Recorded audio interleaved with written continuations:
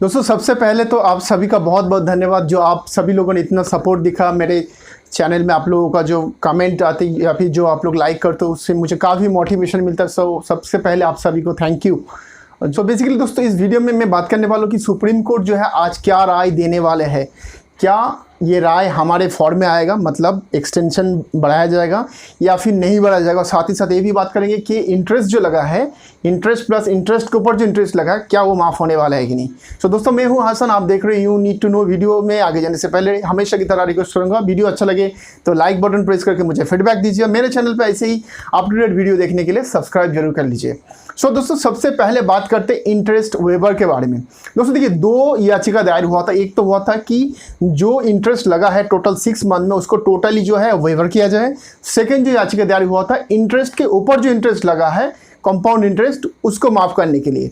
सो दोस्तों सबसे पहले बात करूंगा जो इंटरेस्ट जो लगा है टोटल उसके ऊपर। दोस्तों शक्तिकांता दास ने कुछ दिन पहले मतलब कुछ महीने पहले ही स्टेटमेंट दे दिया था सुप्रीम कोर्ट को कि इसके लिए कॉस्टिंग आएगा ऑलमोस्ट 2 लाख करोड़। और 2 लाख करोड़ अगर माफ किया जाए तो जो है बैंक का जो पूरा फिनेंशियल जो ढांचा है वो खतरे में आ जाएगा। सो इतना बड़ा अमाउंट माफ नहीं कर सकते। सो दोस्तों अगर पूरा इंटरेस्ट माफ किया जाए तो माफ करने का मतलब ये नहीं होता कि बैंक माफ कर देगा। बैंक को वो अमाउंट देना पड़ेगा। देगा कौन? आइदर सेंटर को देना होगा, नहीं तो रिजर्व बैंक को देना पड़ेगा वो अमाउंट बैंक को। सो अब क्वेश्चन आता है क्या बैंक और रिजर्व बैंक क्या कैपेबल है इतना अमाउंट का माफ करने के लिए। तो सबसे पहले बात करते हैं रिजर्व बैंक का। दोस्तों रिजर्व बैंक का जो हालत है मैं आपको बता देता हूँ। रिजर्व बैंक के पास एक इमरजेंसी फंड रहता है जिसको सरप्लस अमाउंट बोला जाता है। 2018-19 जो फिनेंशियल ईयर था उस समय इंडियन गवर्नमेंट को 1,76,000 करोड़ का जो अमाउंट बचा था जमा करके इमरजेंसी फंड था वो ऑलरेडी जो है ट्रांसफर हो चुका है, जैसे कि आप सुन पा रहे हो। दूसरा इस साल का जो फिनेंशियल ईयर था इस साल में भी कुछ अमाउंट बचा था जो कि था 57,000 करोड़। अमाउंट भी है रिजर्व बैंक ने सेंटर को दे चुका है। सो रिजर्व बैंक के पास अभी उतना अमाउंट है नहीं कि 2 लाख करोड़ जो है अमाउंट छोड़ देंगे, मतलब माफ कर देंगे और वो अमाउंट जो है बैंक को दे। सो रिजर्व बैंक के पास उतना कैपेबिलिटी अभी है नहीं। हाँ अगर 1 साल पहले की बात हो तो शायद रिजर्व बैंक कर सकता था, लेकिन अभी जो हालत है तो ये 2 लाख करोड़ तो कभी भी रिजर्व बैंक दे नहीं सकता अपने बैंक को। सो रिजर्व बैंक के पास कोई अपॉर्चुनिटी नहीं। आप बात करते हो दोस्तों सेंटर। दोस्तों सेंटर के पास क्या इतना पैसा है इस वक्त जो है, क्या वो 2 लाख का जो है कर्ज जो है वो बैंक को दे पाए या फिर बैंकों का बोझा ले पाए। दोस्तों सबसे पहले इसके लिए एग्जाम्पल मैं देना चाहूँगा। सेंटर जो है खुद ही मॉनिटोरियम लेके बैठा है। जी दोस्तों सुनने में थोड़ा अजीब लगेगा लेकिन ये सच्चाई है।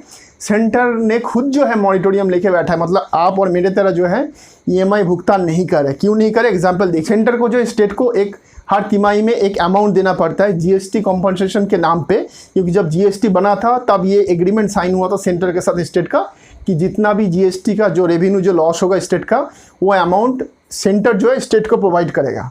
दोस्तों आपको बता देना चाहूँगा अप्रैल महीने से लेके जुलाई अगस्त तक जो है 3 से 4 महीने जो है सेंटर ने अपना जीएसटी का जो कॉम्पनसेशन अमाउंट है वो किसी भी स्टेट को नहीं दिया। और दोस्तों आप जान के शॉक्ड हो जाओगे, वो अमाउंट छोटा मोटा अमाउंट नहीं है, 1.5 लाख करोड़। जी दोस्तों 1.5 लाख करोड़ जो है वो अमाउंट पेंडिंग है, सेंटर दे नहीं पा रहा है स्टेट को। और कुछ दिन पहले ही हमारा फाइनेंस मिनिस्टर का एक बयान आया था जिसमें बहुत बड़ा वाल मच गया था। अब कुछ लोगों ने सुना भी होगा, एक्ट ऑफ गॉड, क्योंकि जीएसटी कलेक्शन जो है 2,35,000 करोड़ जो है कम हुआ है, इस तिमाही में कम कलेक्शन हुआ है।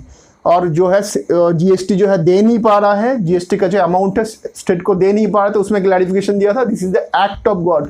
तो इसके लिए बहुत बड़ा बवाल भी हुआ था। तो सेंटर के पास ये हालत है आज के टाइम में। दूसरा कुछ दिन पहले भी न्यूज़ में छपा था कि सेंटर जो है 8 सरकारी जो बैंक है उसका हिस्सेदारी बेचने वाला है, जिससे कि सेंटर को कुछ पैसा आ जाए। 30 से 40 हज़ार करोड़ का प्रोजेक्शन रखा था, वो अमाउंट आ जाए जिससे कि सेंटर अपना आपको सुधारे, आर्थिक स्थिति को सुधारे।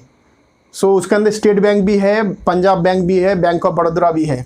सो दोस्तों आज के सिनारियो में स्टेट का हालत ये है कि स्टेट भी उतना अमाउंट एफर्ट करने के लिए तैयार नहीं है। और अभी आपको पता सीमा में चाइना के साथ जो हालत चल रहा है, हो सकता है कभी भी वार छिड़ जाए। सो इस हालत में जो है सेंटर के पास उतना अमाउंट नहीं है कि 2 लाख करोड़ का बोझा लेके चले। तो अब सवाल ये बनता है क्या इंटरेस्ट वेवर होगा कि नहीं होगा। मतलब इसका मतलब ये हो रहा है ना कि नहीं होगा।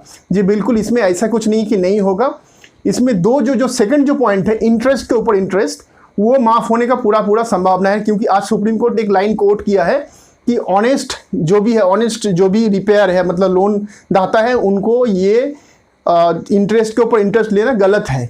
सो दोस्तों यहाँ पे जो वर्ड पर आप ध्यान दीजिए, ऑनेस्ट बोला है।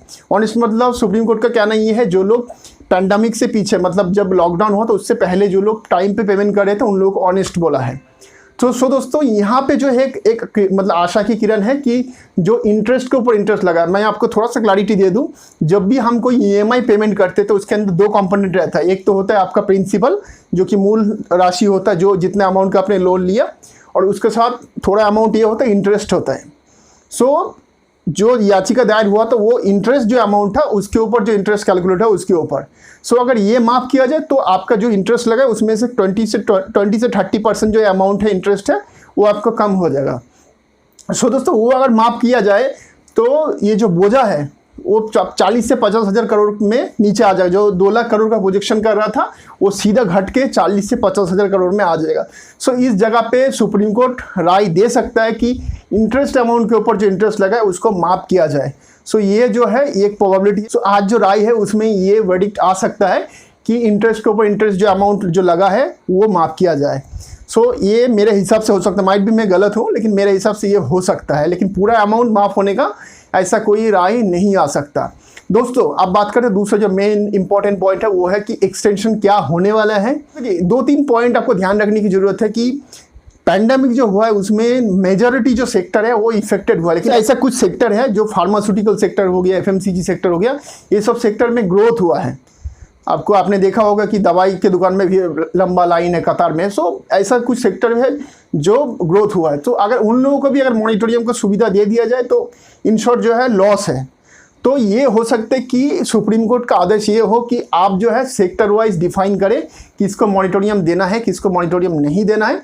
और रिटेलर के लिए जो रिटेल जो बोरोवर है उनके लिए हो सकता है कि जो फ्लैट है वो 3 महीने का जो है बढ़ा दिया जाए, 3 से 4 महीने का बढ़ा दिया जाए। जो रिटेल लोन जो है, जैसे कि हो गया कार लोन, होम लोन, या फिर आपका क्रेडिट कार्ड वाला जो भी है, उनके लिए हो सकता है कि 3 से 4 महीने का मॉनिटोरियम हो सकता है, अनाउंसमेंट कर दिया जाए सुप्रीम कोर्ट की तरफ से। या फिर ये भी कंडीशन डाल दिया जाए, जो कि वो जो वर्ड यूज़ किया था ना उस पर ही एक्चुअली छुपा है क्या राय होने वाला, ऑनेस्ट। सो दोस्तों ऑनेस्ट का डेफिनेशन ये है कि लास्ट जो 3-4 महीने से, मतलब 6 महीने से पेमेंट टाइम पे कर रहा था। अभी कंसर्न ये ऑनेस्ट कैसे विचार करेंगे, उसका डेटा चेक होगा तभी तो विचार करेंगे ना। सो बैंक के पास हो सकता है ये राइट जाए कि जो कस्टमर पहले से टाइम पे पेमेंट कर रहा था उसको अगर मांगता है मॉनिटोरियम तो उसको दे दिया जाए, ना कि बैंक के ऊपर पूरा छोड़ दिया जाए कि हाँ बैंक करेगा, बैंक सोचेगा कि हाँ देना है तो नहीं देगा, नहीं मन करेगा तो नहीं देगा, ऐसा कुछ नहीं होगा।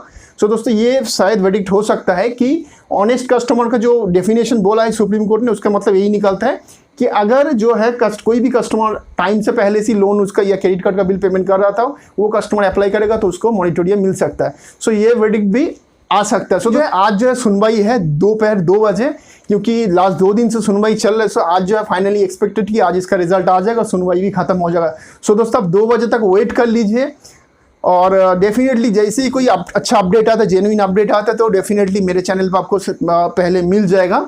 सो दोस्तों ये था मेरा पूरा रिसर्च, माइट भी मैं रॉन्ग हूँ या फिर सही हूँ, सो कल ही पता चलेगा। लेकिन मेरे हिसाब से ये कि इंटरेस्ट के ऊपर इंटरेस्ट जो चार्जेस है वो उसके ऊपर माफ़ करने के लिए सर्कुलर जारी किया जा सकता है सुप्रीम कोर्ट से। और एक्सटेंशन जो है, मॉनिटोरियम एक्सटेंशन जो सेक्टर वाइज जो है वो गवर्नमेंट के पास दे दिया जाएगा कि आप जो टूरिज्म सेक्टर को देना, किसको देना, वो आप डिसाइड करो। और रिटेल लोन के लिए हो सकता है 3 महीने का बढ़ा दिया जाए, और उसके अंदर शायद एक ही टर्म्स लगाया जाए कि जो टाइम पे पहले पे कर रहा तो उसका मॉनिटोरियम आपको आगे बढ़ाना है, जिसका फेल नहीं हुआ EMI 6 महीने या लास्ट 3 महीने का, उसको आपको आगे बढ़ा दिया। सो ऐसा कुछ टर्म्स लगा दिया जा सकता है। तो ये शायद हो सकता है। जो है शाम को एक वीडियो आएगा इसके ऊपर, सो तब हम मिलते और इसके ऊपर बात करते। सो तब तक अपना बहुत सारा ख्याल रखिएगा। जय हिंद, वंदे मातरम।